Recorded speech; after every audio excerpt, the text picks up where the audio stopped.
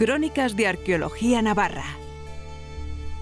La arqueología en Navarra tiene una trayectoria muy dilatada. Algunos de sus investigadores han sido muy importantes en el panorama nacional y muchos de sus yacimientos se consideran un modelo para muchos arqueólogos. La situación geográfica de Navarra, entre el Cantábrico, los Pirineos y el Valle del Ebro, ha sido siempre estratégica, y eso se refleja en su historia y su arqueología. Es una arqueología temprana que da nombres importantes, pues como Iturralde y Suit, por ejemplo, como el propio Altadil, etcétera, y que también a lo largo de las primeras décadas del siglo XX, va también creando, digamos, historiografía importante. Navarra es un resumen, ¿no?, también un poco de lo que es la prehistoria, ¿no?, y la arqueología de la península ibérica, ¿no? Desde el punto de vista geográfico, por su posición, ¿no?, tiene muchas influencias atlánticas, norpirenaicas, también mediterráneas, ¿no?, que confluyen, ¿no?, de alguna forma, ¿no?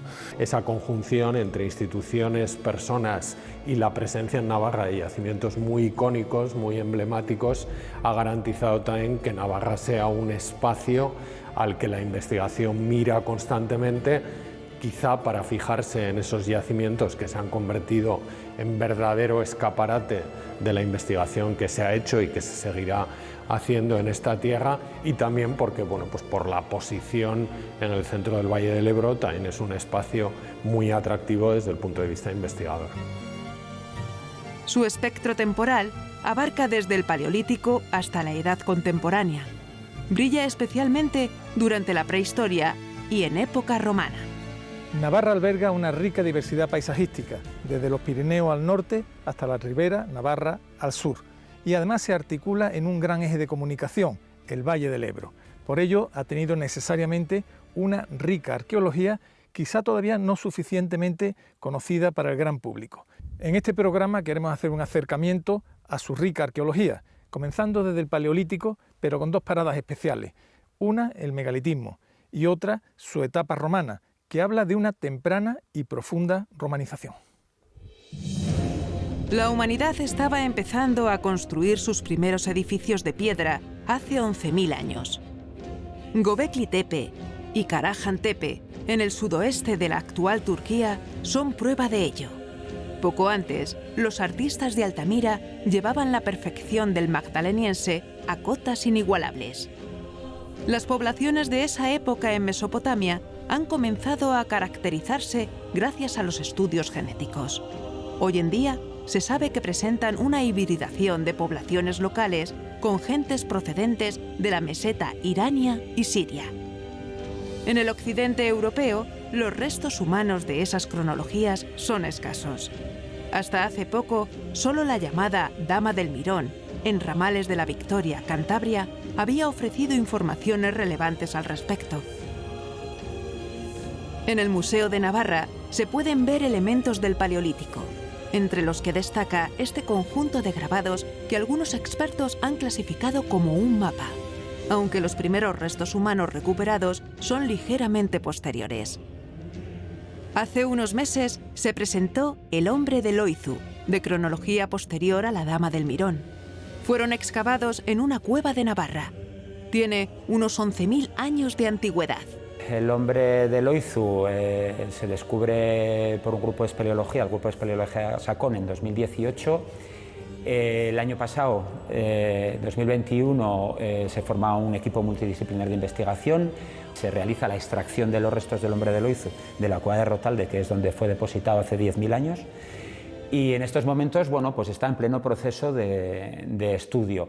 Sabemos perfectamente ya que es un individuo, que es un hombre, es un individuo masculino, que tenía entre 21 y 23 años, que medía entre 1,55 y 1,60, que pesaba entre 55 y 60 kilos, que había tenido, a pesar de lo que ahora nos parece su juventud, ya una vida muy ajetreada, en el sentido de que presenta bueno, pues importantes patologías que hablan de una actividad física intensa, por otra parte habitual en esas últimas comunidades de cazadores y recolectores, y sobre todo la gran incógnita que se nos planteó, que parece que se confirma totalmente, y es que la causa de la muerte es un impacto de un flechazo por la espalda en la parte lateral trasera del cráneo, ¿no?, de la cabeza. La cosa es tratar de ver si además de ese ambiente de los valles pirenaicos ha podido tener parte de su vida al otro lado de la cadena pirenaica o en el área costera cantábrica. Eso lo vamos a poder saber. El epicentro de la prehistoria navarra y una de sus líneas tradicionales de investigación es el megalitismo. En este universo, Artajona ocupa un lugar de honor. Como siempre, nos sorprende la gran impronta paisajística de muchos de los megalitos. Por ejemplo, en este portillo de Neris, en la cercanía de Artajona, en pleno corazón de Navarra, pues lo encontramos ubicado justo en un collado. Un vierteagua, un sitio muy singular en el paisaje y además aprovecha cierta estructura del terreno para construir este túmulo que parece que domina, ¿verdad?, este paso, y de ahí pues el nombre y denominación popular pues de portillo. El megalito es arquitectura, pero sobre todo el megalito es paisaje.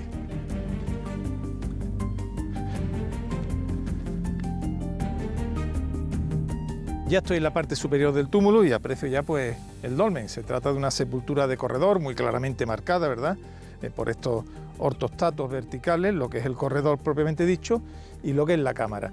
En la cubierta no sabemos si era de piedra o de madera, no apareció al excavarla. Como elemento realmente pues singular, esta puerta perforada que divide la zona de cámara de la del corredor y que nos recuerda pues sepulturas muy similares que se encuentran al sur de la península y al este de Andalucía. Pues sorprende, ¿verdad?, cómo estando en Navarra, una zona realmente alejada geográficamente, pues los elementos arquitectónicos se repiten con todo lujo de detalle. A veces, los grandes descubrimientos tienen una intrahistoria, una serie de vicisitudes que nos muestran la dificultad de identificar restos arqueológicos sin destruir los contextos científicos. Así ocurrió en Longar. Lo descubrimos ya con exactitud el día 14 de mayo de 1989. Años antes yo había venido con arqueólogos, pero no se atrevían a decir que esto fuera dolmen porque estaban las piedras, estas dos piedras de arriba estaban en forma de V y nadie se atrevía a decir que aquello fuera un dolmen. Entonces, hasta que lo limpiamos y vimos que se notaba perfectamente la puerta, entonces ya lo acusamos al Centro de Estudios y dimos parte a Patrimonio de Navarra. En el 91 es cuando empezó Javier Armendariz y Susana Irigaray a trabajar aquí durante 3 campañas de excavación y una de restauración. Recuerdo la intervención en Longar como una intervención muy ilusionante, muy llena de incógnitas, de incertidumbres que íbamos poco a poco digamos, limando, que íbamos poco a poco entendiendo, ¿no?, qué es lo que nos traíamos entre manos, ¿no? Recuerdo también ese ambiente, ¿no?, un poco que se creó, ¿no?, de interés y de aprecio, ¿no?, por lo que estábamos llevando a cabo, y sobre todo el hecho de estar ante, la emoción de estar ante un yacimiento prácticamente intacto, sellado cuando todavía estaba en uso, y que nos iba a permitir pues, hacer hallazgos realmente importantes. Desde un punto de vista material no arrojó esos resultados, digamos, de piezas maravillosas que exponer en vitrinas, pero sí que aportó una información importantísima sobre el sistema, sobre la población. La información científica de esta gran construcción abarca, por un lado, su tipología arquitectónica. El hipogeo, ya que en realidad la cámara está excavada en la roca, ha sido reforzado con una pared de mampuesto al estilo de las paredes del Tolos del Romeral en Antequera. La escala es mucho menor, pero el estilo es muy similar. En Longar se recuperaron decenas de cuerpos. El estado de algunos de ellos, con apreciables signos de violencia, nos sitúa frente a una sociedad en la que el empleo de armas mortales era frecuente. Se han encontrado cadáveres con puntas de flecha clavadas.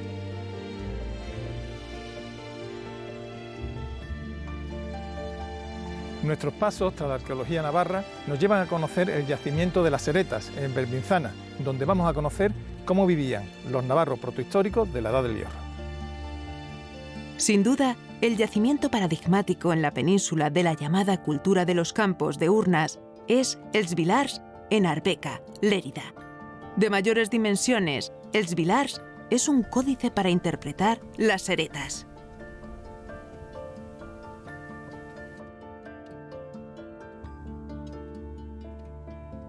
A pesar de ser un poblado de tamaño reducido, Las Heretas posee una estructura defensiva muy importante.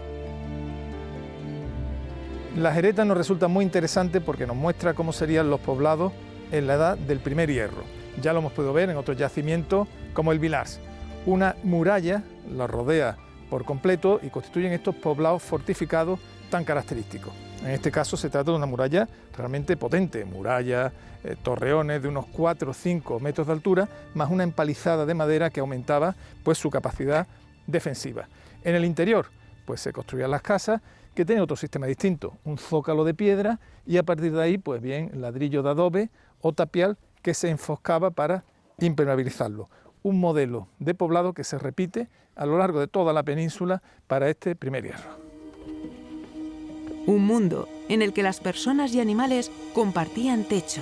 Un mundo en el que cada objeto representaba un valor seguro por su utilidad, por su manera de ayudar a vivir. Eso es lo que vemos en Las Heretas.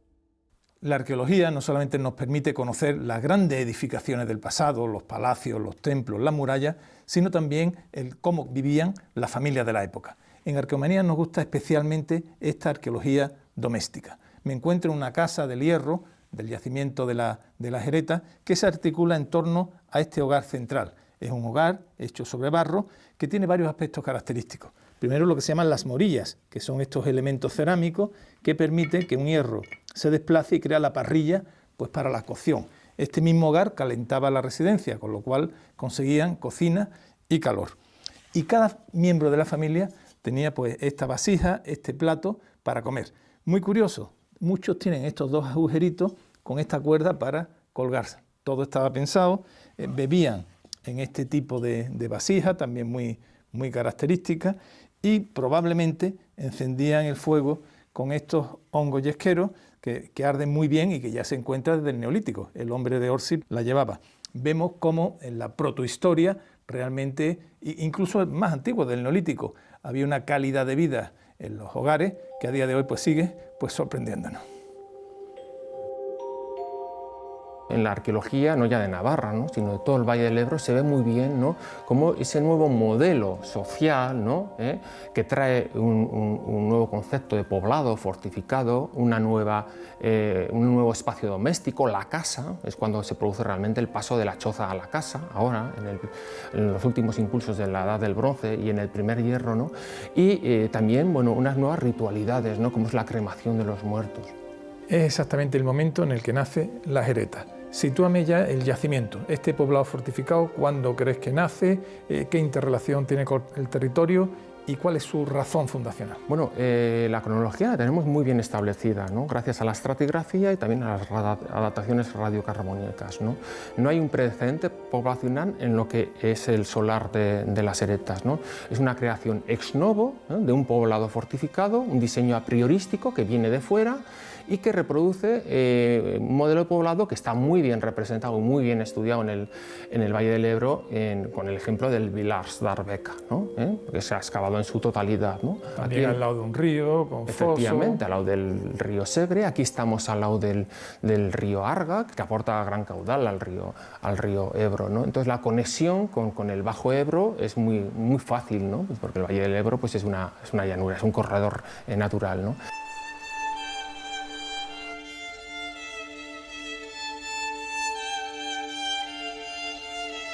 El proceso de romanización no solamente conlleva pues, la imposición de una ley, el poder de un ejército, un modelo de ciudad, sino que es mucho más profundo, porque los gustos artísticos calan en las poblaciones autóctonas. Santa Cruz es un magnífico ejemplo de ese proceso. Podemos ver estos magníficos, ¿verdad?, capiteles corintios que fueron tallados por los propios vascones romanizados. No son piezas simples, son realmente ricas y complejas. Habla de cómo esa población vascona muy rápidamente adquiere el gusto y la técnica romana de talla. Pero estos capiteles están sobre arenisca local. Los poblados vascones quisieron también mostrar implicación con Roma, poder, riqueza, y las grandes piezas las importaban de la misma Italia, de Roma.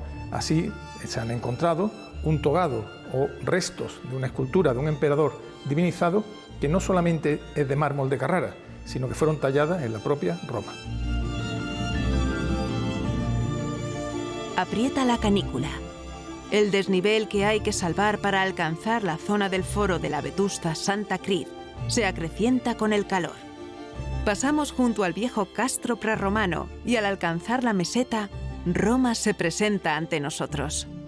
Javier, llegué a Santa Cruz pensando que íbamos a conocer una ciudad rural, del mundo romano, pero rural, pequeñita, en fin. Y cuando subimos por la cuesta nos encontramos esta gran escenografía. ¿Qué es en verdad Santa Cruz? Sí, solemos decir que Santa Cruz es la más monumental de las ciudades romanas de Navarra, en parte porque fue uno de los escaparates que Roma tuvo en el territorio vascón para proyectar al exterior a través de la arquitectura y con una escenografía muy griega, muy helenística, que tenía raíces bastante antiguas, que significaba que una ciudad fuera romana. Ese escaparate el espectador actual lo sigue sintiendo, como te ha pasado a ti al llegar aquí. Claro, una arquitectura escaparate, una arquitectura no solamente para habitarla, sino para impresionar, ¿no? La arquitectura es el mensaje en este caso. Sí, efectivamente, se podría decir que los romanos aquí quisieron, y la élite local de Santa Cruz compró esa idea, quisieron demostrar que eran modernos, que había llegado un nuevo tiempo y que ese nuevo tiempo era un tiempo urbano y que esas ciudades tenían sobre todo que parecer urbes hechas a la imagen, si no de Roma, que estaba muy lejos, sí al menos de Cásar Augusta, la capital del distrito jurídico, la actual Zaragoza, en cuyos patrones arquitectónicos bebieron muchas ciudades y desde luego también Santa Cruz. Nace como ampliación de un castro prerromano de la Segunda del Hierro que surgiría en torno al siglo V a.C. Hacia la segunda mitad del siglo II a.C. Roma ya se ha hecho dueña de este lugar y en época de Augusto, hacia el cambio de era, entre finales del I a.C. y finales del siglo I después de Cristo, la ciudad se monumentaliza con este gran foro que tenemos aquí y sin embargo esa ciudad tan escenográfica, tan espectacular, apenas 180, 200 años más tarde, a finales del siglo II, primera mitad del siglo III después de Cristo, iniciará un declive en beneficio de todas las fincas rurales que crecieron alrededor de la ciudad, en parte un declive acelerado en Santa Cruz por un colapso arquitectónico del foro que decidieron ya, después de varias reformas, no recuperar. Normalmente Roma evoca cultura, leyes, ingeniería, pero Roma también es hierro, sangre y fuego contra todo aquel que osara desafiarla. Y un buen ejemplo de esta dureza contra sus enemigos la encontramos en la arqueología navarra. Sertorio se enfrentó al Senado y el Senado envió a Pompeyo a combatirlo. Algunas ciudades apoyaron el bando sertoriano y Pompeyo y Roma no tuvieron piedad con ella. Y un buen ejemplo es el yacimiento de la Custodia que vamos a conocer. A solo 3 kilómetros de Logroño, aunque en territorio navarro, el yacimiento de la Custodia se está convirtiendo en una de las mejores fuentes de información para conocer la romanización y la integración de los pueblos del final de la Edad del Hierro en el norte peninsular. El yacimiento es muy extenso. Según los sondeos, puede superar las 15 hectáreas de superficie. Estamos ante una gran ciudad construida por los verones, con un urbanismo que presenta similitudes con el Mediterráneo y también con el mundo céltico. Los verones eran celtíberos y sus últimos días fueron terribles.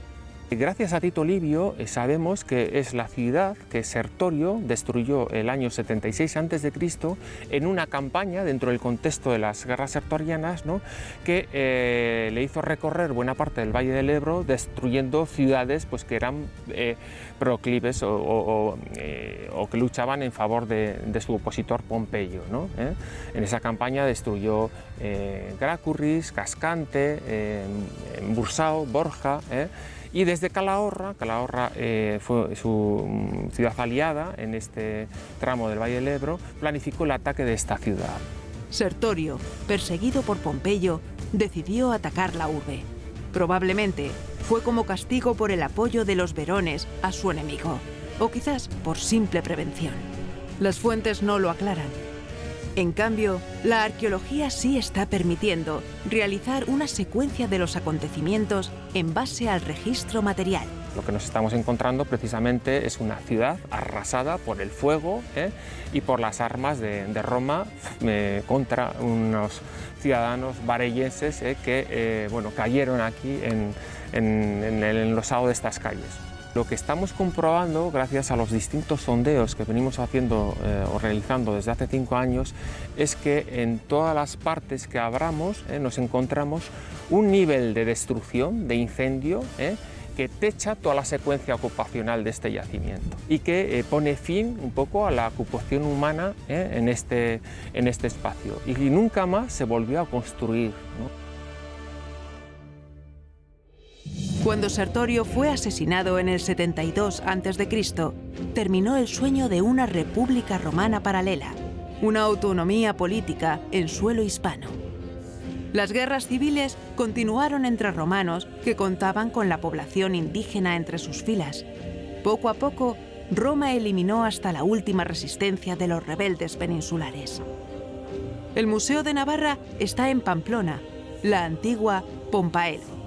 Quizás hayan estado paseando por la parte vieja y no saben que han estado pisando lo que era el foro de Pompelo o las termas que había en el foro, ¿no? Que aquí podemos ver los mosaicos. Entonces, bueno, les abres un mundo que nos esperan y muy agradecidos, claro. El mundo romano tiene un espacio proporcional a su importancia en la región. La colección de inscripciones y mosaicos es de una altísima calidad. El patrimonio romano del museo se ha visto ampliado, al menos temporalmente, con la exposición de una pieza que es santo y seña de la historiografía navarra. El togado de Pompelo apareció en 1895 en el transcurso de unas obras de construcción en la calle Navarrería de Pamplona. En ese momento existía una falta, unas lagunas, evidentemente, pues de legislación protectora de los bienes culturales, en concreto de lo que entonces se conocía como antigüedades, ¿no? Los objetos arqueológicos y también artísticos, y entonces legalmente, digamos, pues la propiedad de los objetos encontrados estaba en manos de las personas que los hallaban. Desde el momento de su aparición, pues ya se tuvo conciencia de que era una pieza importante. Es una de las poquísimas estatuas metálicas de este alzado que se han conservado en el territorio del Imperio Romano. En concreto, en la península ibérica existen solamente 2. Una es el que tenemos detrás, el togado de Pompelo, y otra es el llamado togado de Periate, que se encuentra actualmente en el Museo Arqueológico de Granada.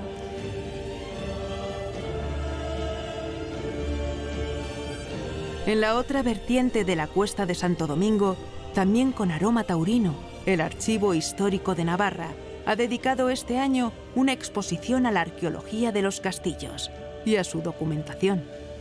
Para lo que es la Edad Media, pues realmente es una foto de esplendor realmente del reino en aquella época, porque es el momento de gobierno, sobre todo la Baja Edad Media, siglos XIII, XIV y XV, de gobierno de las dinastías francesas, procedentes de linajes franceses, que de alguna forma trajeron al reino novedades desde el punto de vista administrativo, modernización de la administración, pero también usos y costumbres de las grandes cortes pues de los reyes de Francia y de los grandes magnates nobiliarios franceses, y eso trataron de emularlo aquí en Navarra.